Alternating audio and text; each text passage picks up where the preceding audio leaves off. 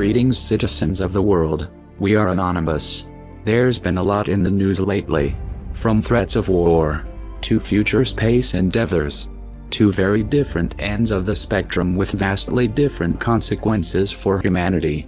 While politicians bicker over power plays by opposing nations here on Earth, we continue to face many threats from beyond this world.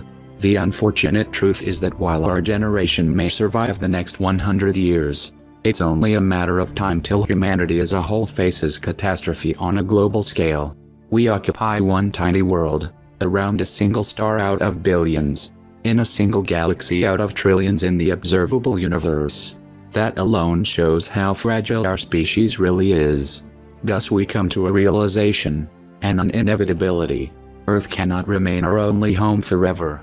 Some of the voyagers we set forth to the farthest reaches of the galaxy will lose contact with us, and we'll never hear from them again in our lifetime. Nevertheless, our legacy will live on through them as they colonize new worlds across the stars. While we can ensure the survival of humanity through migration and colonization, we can also help ensure the survival of Earth through unification. As we unite to explore other worlds, we'll in turn find ourselves securing our own. Earth will always be our home world, and as such it will always hold a special place in our hearts. While we don't know what the future might hold, we do know one thing for certain. It will be much brighter with humanity united. If we continue on our current course, our mutual destruction is ensured. So some may ask why we continue to have wars and fight amongst ourselves.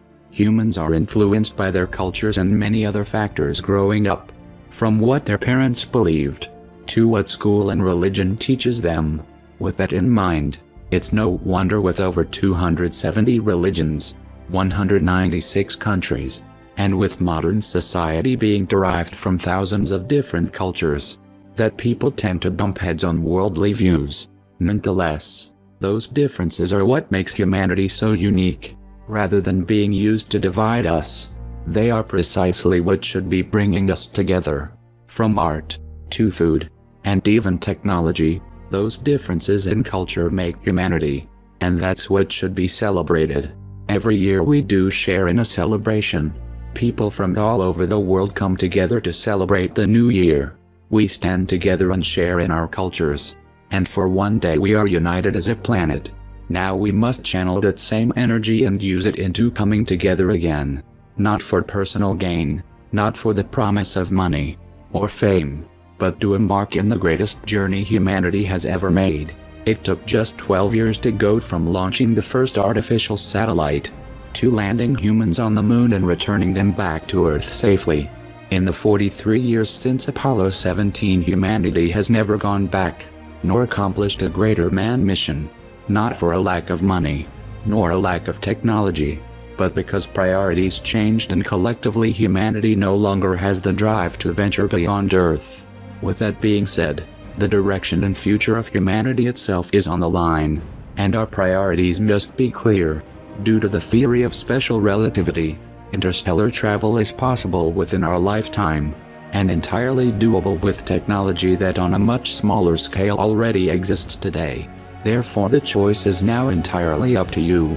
Will we unite as a species to ensure the survival of the human race and explore the unknown? Or will we continue to fight each other and play Russian roulette until all the chambers are loaded?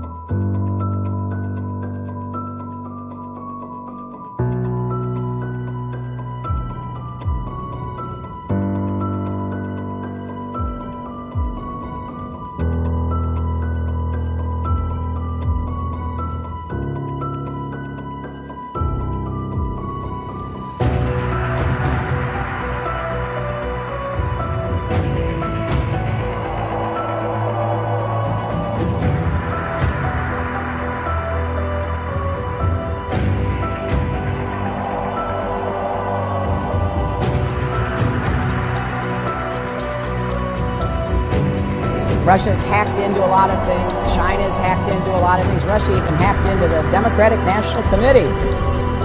Maybe even some state election systems. So we've got to step up our game. Make sure we are well defended and able to take the fight to those who go after us. As president, I will make it clear that the United States will treat cyber attacks just like any other attack. We will be ready with serious political, economic, and military responses. И люди не чувствуют опасности. Вот меня что беспокоит. Ну как мы не можем понять? Мы тащим мир вообще в совершенно новое измерение. Вот в чем проблема. Делают вид, что как будто ничего не происходит. Но я не знаю даже, как достучаться.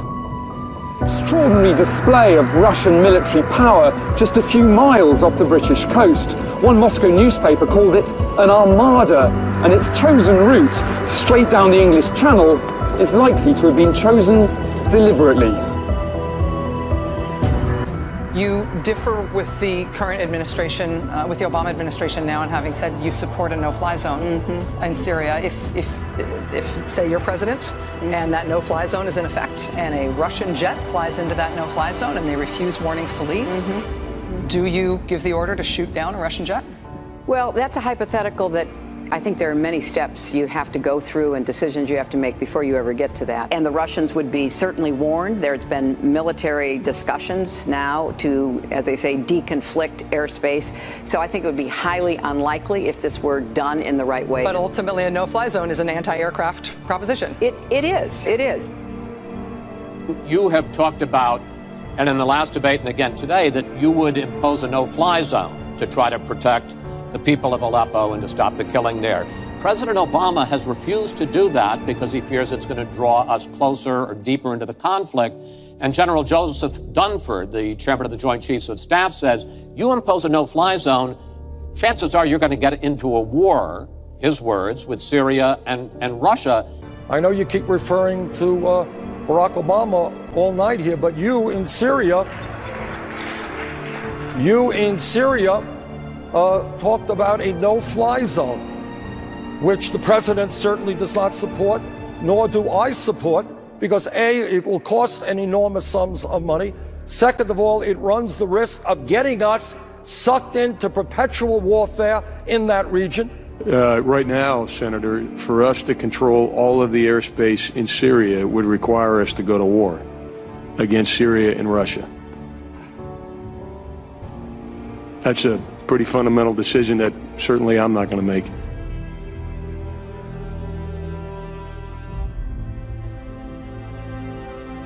You claim to be leaders, yet you fail to lead when we need leaders the most.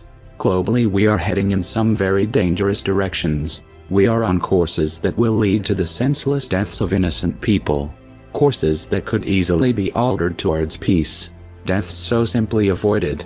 You claim to be looking out for your citizens, yet you so readily send them off to war. Young men and women are sent to kill each other in the name of their countries. And for what? For vengeance. So you can have a moment of satisfaction before you come to your senses and realize how much you've lost in your bloodlust. We're all upset when something bad happens, especially when it's a pointless loss of life. However, that doesn't justify more senseless loss of life by our hands in response. All these pointless wars, so many lives lost over thousands of years, all over a sliver of a tiny blue dot. Do you even comprehend the magnitude of what you're doing? Humanity has the opportunity to expand well beyond the boundaries of this world. The universe is ever expanding, and its resources are vast. You can either see to it that we all die on this rock, or that we prosper as a species in this universe.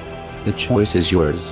One thing is certain: if this pointless fighting doesn't stop, more innocent lives are inevitably going to be lost, and their deaths will be on your hands.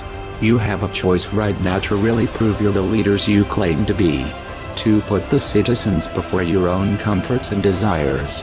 To promote the unity of our species rather than the division of our planet. These are your brothers and sisters. Do not condemn them to fight your battles and never forget them.